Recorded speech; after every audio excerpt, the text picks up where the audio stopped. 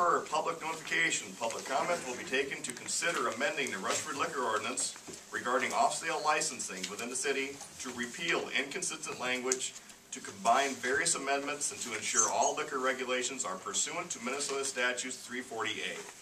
See attached draft ordinance upon receipt of any public comments, and after further discussion, the council may find it appropriate to direct additional changes to the draft ordinance or may adopt the ordinance as presented. And let's kick it off. Mr. Sarver, you have any comment on the ordinance? I don't, Your Honor. It's very comprehensive. Appreciate the work that city clerk and city attorney have put into this.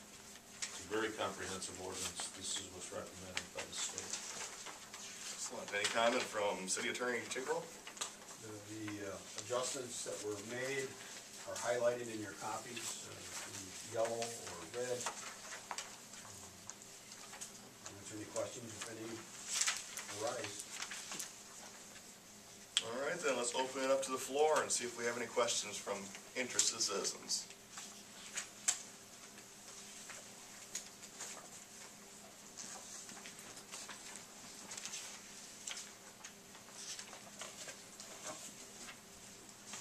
One more time, any interested citizens wishing to public comment on the new liquor ordinance?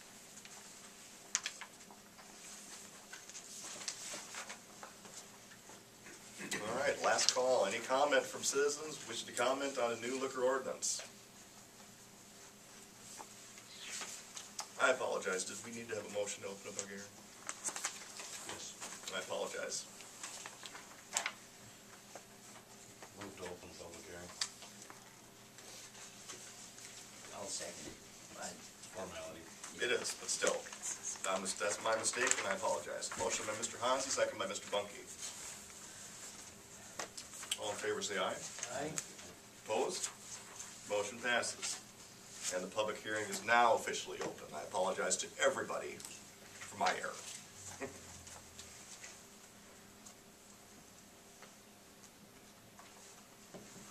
Again, I'd like to know if anybody has a comment on the liquor ordinance.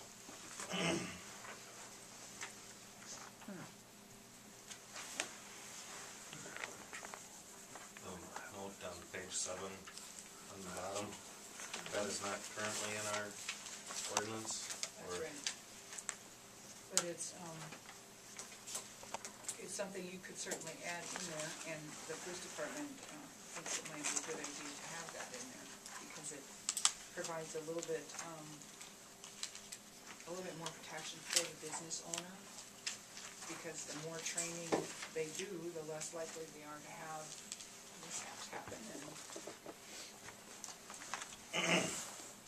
And they can, we've always provided for free training for all the different businesses around town, and the chief mentioned that they could even do a basic guideline, a handout that they could give to, that everybody could give to their new employees, so they would have a little bit of a primer of knowing, what they can and can't do, until we would get around to having another training session. Because it would be kind of a burden on a business, because sometimes your manpower turns over rather quickly, so it might be a burden to have to train them through the whole process, but if they had a little handbook to go by, it would be helpful. Would there be a fee for the businesses for this training, or is it just something that the police department is willing to provide? They'd be willing to do that. Okay. And the state of Minnesota comes down and provides the training for free too, so.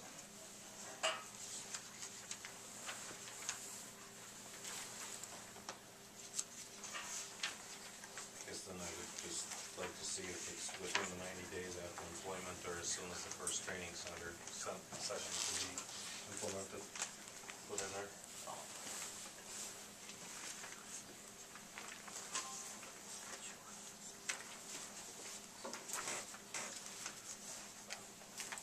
How would that be worded, Terry? My understanding is that you would want that the training be complete within 90 days after employment, or after the first available training session, whichever is later. Right? At least 90 days. What if the training session is within 60, they have to take the training session, or if it's instead of once a 120. year, they can wait till the next training session, so it could be longer than 90 days, whichever is later. Is that my understanding? Is that what you mean? I would say so, because I think our chances of getting it within 90 days all the time are, especially if we're only gonna have one a year. Yeah, it's gonna be hard to do. The first available training session. First available whichever training session. But the police would provide that stopgap training within the 90 days. Correct? Or not correct? The handbook with some Yeah. training. Your Honor, I would recommend that if there's no public comment, we close the public hearing. Make any additions that the council, or modifications the council have to make under regular session.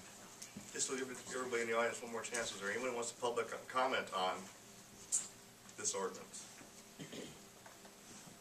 If not, then I'll take a motion. So moved. Second. Motion by Mr. Dahl, second by Mr. Colbinson.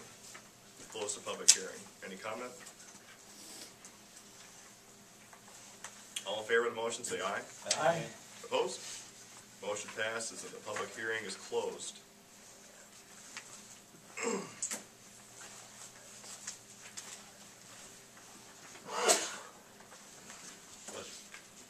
Any more comment on this? Should we move on and talk about it later on in the meeting? Under 8, under 9 ordinance? Is that acceptable to council? All right, then. 8, general business. 8A, consideration of approval of request for the Rushford Ambulance Service to make application for a variance from the Emergency Medical Services Regulatory Board of Minnesota. This variance would allow the service to transport patients staffed by a first responder and 1 emergency medical technician. Ambulance Director Julie Scudero will be in attendance to discuss the issue in greater detail. See attached memo. Welcome. Thank you, it's my pleasure to be here. Did everybody have an opportunity to go over that? Yes. Yes. Do you understand the details? Would that be requiring another person? No, it would allow us to transport with 1 first responder and 1 EMT. The current law states that we have to transport with 2 EMTs. And I was kind of wondered why they wouldn't try to help cities that have the luxury of having enough volunteers. So we try to approach it to the EMSRB board to look at this as an opportunity for us to allow more qualified medical staff in the city in case there was a big accident or, as it stated, when more qualifications would be needed. It's always tougher for a smaller city to find these people. Yeah, a lot of cities are really struggling, and we happen to be doing quite well compared to other cities. They've set up some plans in the region to see if people would volunteer to come into communities and take calls on.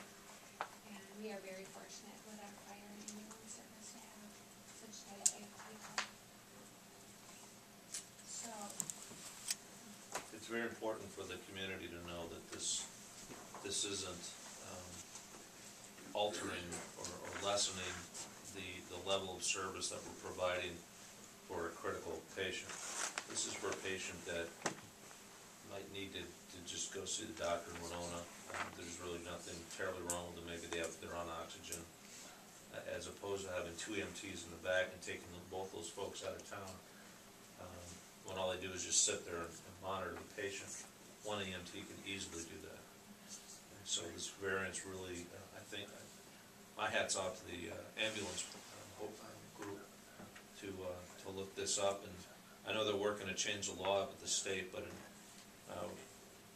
without getting that law changed to apply for this variance, which is going to really allow us to best utilize the resources that we have as a community.